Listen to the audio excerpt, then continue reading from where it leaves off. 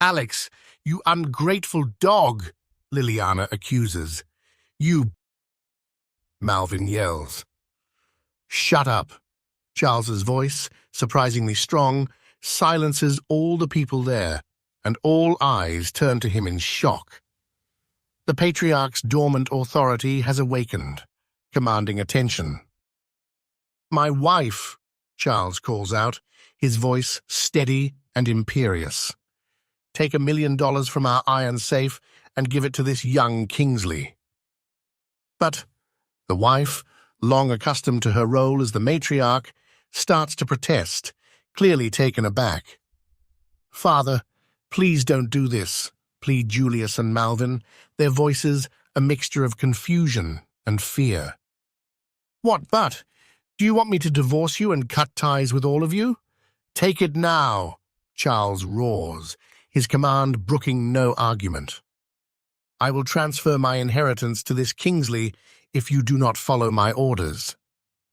His wife quickly and fearfully instructs Julius to retrieve the money from their iron safe. Grandma Lancaster is well aware that Charles Lancaster can be quite stubborn and tends to do what he says. In moments, Julius returns with a briefcase filled with $1 million. Here is the money, Father.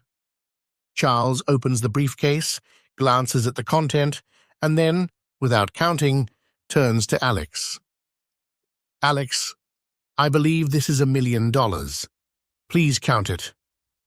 Alex, overwhelmed and speechless, shakes his head. No need to count. It's $1 million there. Good, Charles nods, closing the briefcase and handing it to Alex. Kingsley, this is $1 million. Use it well, and when you run out, come back to me. I will give you more. Everyone present couldn't believe what they had just heard. The lowest and unwanted member of the family suddenly gained the top attention from the head of the family. They couldn't accept it. Alex takes the briefcase under the disbelieving gazes of everyone around. He fought back his tears, as kindness had been a rare occurrence in his memory. After 2 years, this old man is the only one who has shown him kindness on this family. Thank you, Grandpa.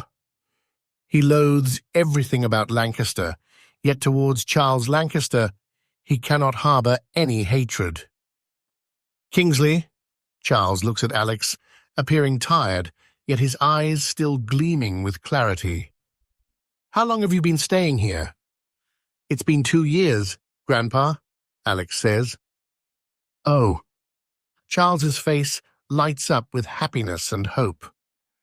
Tell me, Kingsley, are you living like a king here in Lancaster? Something shatters inside Alex's heart. His life here has been worse than that of a dog, yet he's asked if he's living like a king. But looking into the old man's clear, hopeful eyes, he finds it impossible to voice the truth. After receiving $1 million from him, how could he? Yes, Grandpa, I live like a king here. Betraying his feelings is excruciating.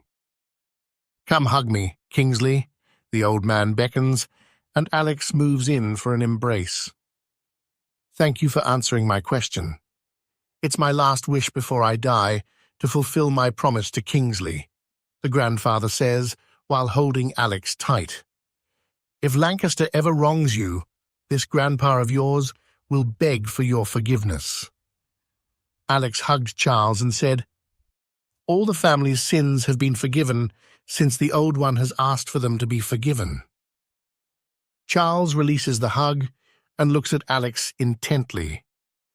The Lancasters are always grateful for what Kingsley has done for us, and I hope you, my grandson, will successfully become the Kingsley successor. Alex nods, not fully understanding what he means. Charles smiles gently. Now go, Kingsley.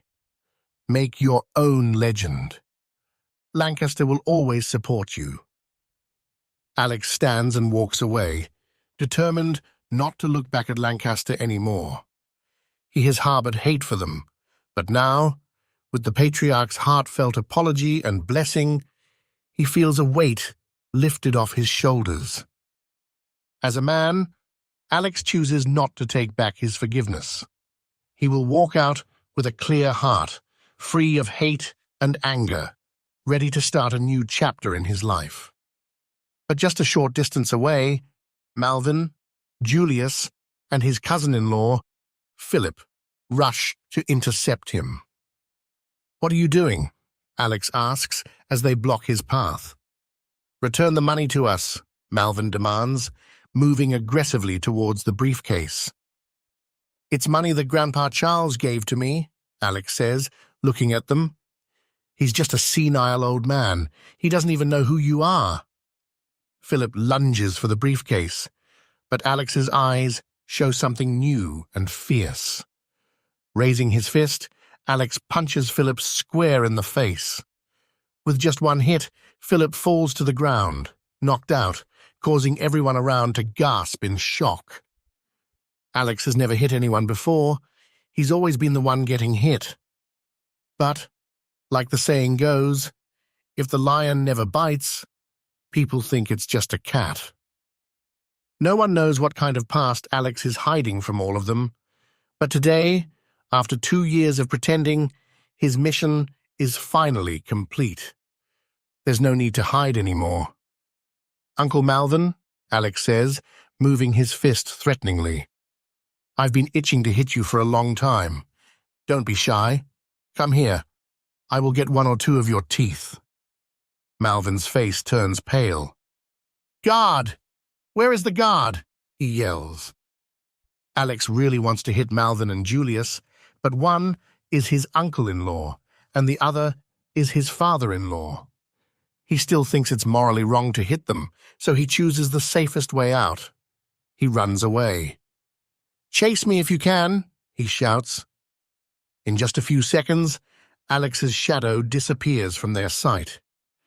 He's been living on the streets since he was 6 years old. Being chased is something he's used to. No one can ever outrun him. Some security guards were running after Alex, but about 4 people from the catering crew, one of them Carlos, suddenly blocked the guards. He even punched one of them. His guys kicked the guard hard, knocking him back. Someone grabbed a table and threw it straight at the guards. Lancaster stood frozen, too shocked to understand what was happening. The party turned into a full-blown disaster. People were fighting each other, food spilled everywhere, sliding off the tables. While chaos ruled, Charles sat cramped in his seat, clapping like it was the best show he'd ever seen, completely thrilled. Carlos took his shot and slammed Martin in the face, knocking out 2 of his teeth. By the time Alex left the party, the whole place was in ruins. One of Carlos's men even threw a lit oil can into the decorations, setting everything on fire and turning the day into a smoky mess before they all ran off. After running through the main road and using the small roads, Alex is finally free from the chase. But to his surprise, he finds someone at the end of the road. "It's been 2 years," says a man who suddenly greets him out of nowhere, fancying himself as Agent 007, although he's just a lawyer with a briefcase. The man who gave him the mission. "Let's go to that cafe for a chat." He gestures towards the nearest cafe. Hey amazing viewers, it's Alexander Kingsley here. Thanks for sticking with us. By the time of the release of this video, only 8% of our viewers have joined the party by subscribing, and 92% of you might miss out on our next mind-blowing video. So what are you waiting for? Hit that subscribe button and join the exclusive club.